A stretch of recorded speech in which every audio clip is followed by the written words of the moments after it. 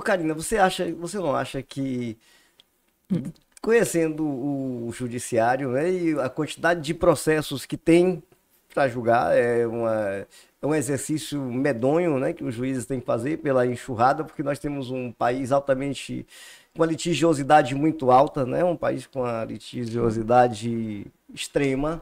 Então, são muitos processos. Você não acha que é muito pouco provável que esses processos sejam julgados dentro de 4 anos? Você não acha que vai ser o que vai acontecer daqui para frente? Vai ser a prescrição em todos esses processos? Olha, a gente tem um problema realmente no judiciário. Eu acho que é uma questão geral aqui, não é nem só nos processos por ato de improbidade administrativa, né? Tem uma morosidade e realmente um judiciário inchado. Vai ser um desafio.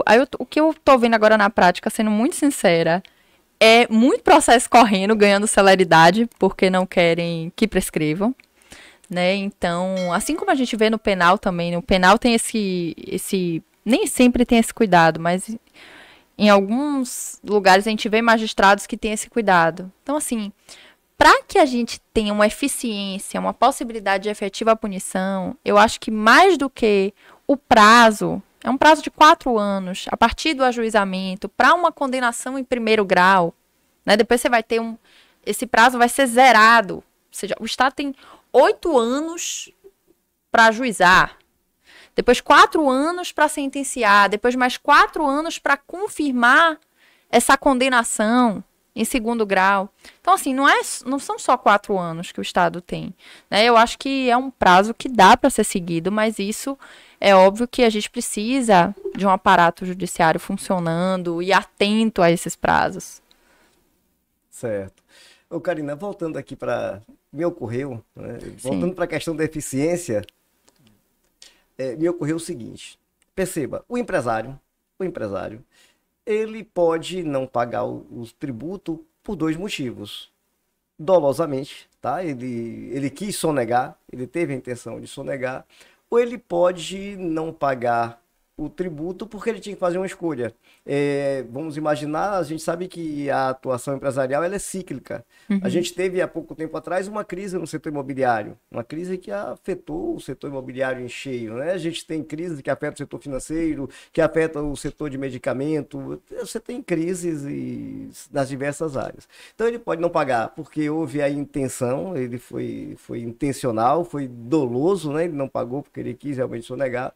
Ou ele pode não pagar porque ele foi ineficiente na gestão, tá? Sim. Ele foi ineficiente na gestão, ou mesmo ele sendo eficiente, o setor dele foi atingido por uma crise. E aí não tem eficiência certa, tá? Quando vem uma crise que atinge aquele setor, você imagina você do ramo de construção, você está com estoque de imóveis tremendo, esperando vender, vem uma crise e as vendas cessam. Ora, você não fatura.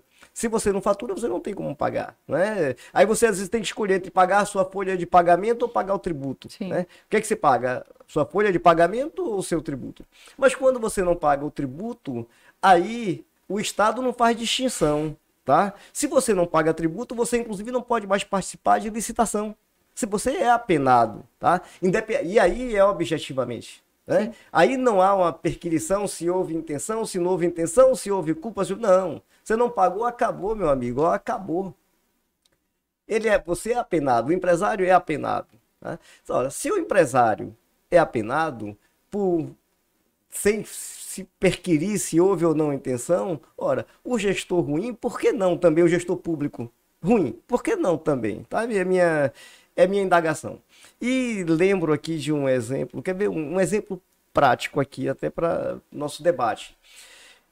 Uma empresa participou de uma licitação pública em um determinado estado da federação. Se sagrou vencedora. Observe, caso real, viu? Caso real. Essa empresa sagrou vencedora, uma licitação, algo em torno de 10 milhões de reais. Ela entregou e emitiu a nota fiscal. O Estado não pagou, certo? Ora, quando o Estado não pagou, ela emitiu uma nota fiscal, ela entrou em crise, ela não teve dinheiro para pagar o tributo, porque o Estado não pagou, né? Aí, numa peleja medonha, sabe, luta daqui, luta dali, vai busca todos os meios necessários e tempo, tipo, vamos imaginar aqui uns 2 anos depois, aí o Estado disse, agora a gente consegue pagar, mas você tem que pagar o seu tributo lá atrás que você não pagou, senão a gente não te paga, você está devendo. Ora, você percebe? Ele não pagou por culpa do próprio Estado. Sim. Né? Ele não pagou, não foi porque ele emitiu nota fiscal, gerou tributo, o Estado é que não pagou para ele. E agora o Estado disse, mas eu só te pago porque você tem que pagar meu tributo. E óbvio que aí, na época, a gente teve que recorrer ao Poder Judiciário para que fosse possível se resolver a questão, tá? Mas, estou colocando esse exemplo prático, nesse caso aqui, ele não pagou o tributo exatamente por culpa do Estado, mas como ele não pagou por culpa do Estado, ele ficou impedido de participar da licitação. Observe, ele ficou impedido de participar da licitação e depois, quando o Estado queria pagar, mas você tem que pagar meu tributo. É por isso que eu disse, você tem que tratar, ora, com muito mais rigor o gestor público. Com muito mais rigor, porque cuida do que é nosso, cuida do patrimônio público. Se você é severo e rigoroso com o empresário, por que não com o gestor? Você compreende? Eu volto a repetir aqui. O gestor ele tem que ter um cuidado muito grande na escolha do time que vai compor a gestão dele. Ele tem que colocar pessoas técnicas e ele tem que cobrar. Porque o bom gestor é o gestor que é cobrador. O bom gestor é aquele que é coordenador de pessoas. Sim. Ele não precisa conhecer de economia, não. Ele tem que ter alguém muito bom em economia, alguém muito bom em finanças, né? Ele não precisa conhecer de departamento de recursos humanos. Ele tem que ter alguém muito bom no departamento de recursos humanos. Então, é preciso que ele tenha esse cuidado. É por isso que eu disse, boa parte das mazelas que a gente tem e que acaba desaguando até em processo para o gestor público, é porque ele escolhe mal, você compreende? Ora, quem escolhe mal acaba pagando um preço, da mesma forma que o empresário, quando ele escolhe mal, ele paga um preço, né? Agora eu vou botar uma lenha na fogueira aqui. Diga lá. Vamos dizer que esse gestor escolheu muito bem pessoas muito competentes, inclusive... Você tinha citado a Lava Jato, tinham pessoas muito competentes que foram responsabilizadas na Lava Jato. Sim, sim. O que não quer dizer que elas não atuaram com intenção de enriquecer ilicitamente. Então, o que é que eu quero dizer com isso? Ainda que esse gestor tenha o cuidado de escolher as pessoas, né, naqueles cargos que ele pode escolher, de escolher as pessoas para exercerem aquela função, essas pessoas podem ser corrompidas, elas podem atuar com intenções pessoais ou de terceiros, né, movidas por outros intuitos que não a moralidade administrativa, a eficiência. Então, assim, o que eu quero dizer é que esse gestor não pode responder de forma objetiva, não em âmbito de improbidade administrativa. Assim, ele pode responder pelas contas dele, lá nos tribunais de contas, ele pode responder em âmbito civil, mas por ato de improbidade, por um crime, pela prática de uma conduta criminosa, por um crime de responsabilidade de prefeito, por exemplo, né? E fora os outros crimes que a gente tem também no Código Penal e na legislação extravagante. Mas ele não pode responder de maneira objetiva. Então, digamos, se eu possibilito a responsabilidade objetiva desse gestor, sem intenção, por um ato de improbidade ou por um crime, por exemplo, fazendo aqui uma analogia, ainda que ele tenha todo o cuidado do mundo em quem ele vai delegar para cada função, ainda que ele seja um excelente gestor de pessoas, se uma dessas pessoas atuar com intenções alheias a uma eficiência, a uma moralidade, a uma transparência da administração pública, né, por motivos outros, pessoais, esse gestor poderia responder objetivamente? Então, assim, ele tem esse dever e cabe a nós também cobrarmos, e acho que é uma questão cultural também, da mesma forma como muitos gestores não se preocupam tanto com a sua gestão, muitos de nós também não nos preocupamos tanto com quem estamos colocando naquele lugar. Mas para responder em âmbito de direito sancionador, para que uma pessoa possa ser punida pessoalmente por uma conduta, tem que ser uma conduta pessoal. Não dá para responder objetivamente por todo mundo que atua na administração pública. Tá, Karina, concordo com você. nesse ponto nós concordamos. Eu não acho que ele tenha que responder objetivamente, não. Ele não pode responder, por exemplo, por mais que ele tenha escolhido uma pessoa técnica para o cargo, que essa pessoa pratique um desvio de conduta. Ele não deve responder.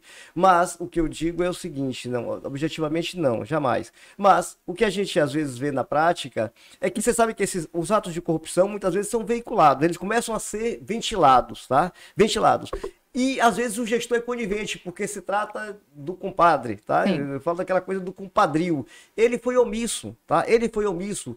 A coisa começou a acontecer e ele não, isso não aconteceu, não, de hipótese nenhuma. Ele começa, sabe, dentro do jargão popular, a colocar panos quentes na minha terra, assim, botou pano quente, passar a mão pela cabeça, é mais ou menos isso, tá? Então ele começa, ele é omisso em apurar a responsabilidade. Então, quando eu digo aqui, se o gestor, quando ele for omisso, sim, ele tem que responder. Por quê? Porque houve uma omissão.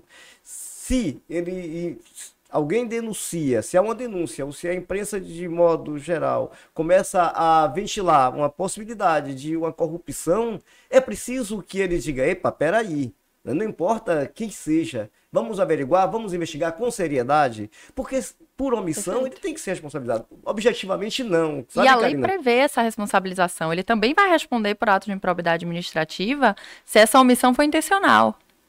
Então, nesse caso também, demonstrado que ali houve uma intenção de colocar esses panos quentes, ele tem que ser responsabilizado. E ele pode responder, a depender da situação, vir responder em âmbito criminal também, em âmbito de ato de improbidade administrativa. Ele tem princípios ali, né, que regem a atuação da administração pública, cujo descumprimento configura improbidade administrativa. Então, se essa omissão ela for juridicamente relevante, se ela for intencional, ele vai responder por ato de improbidade. Ainda que de forma omissiva, né? Ó, veja só.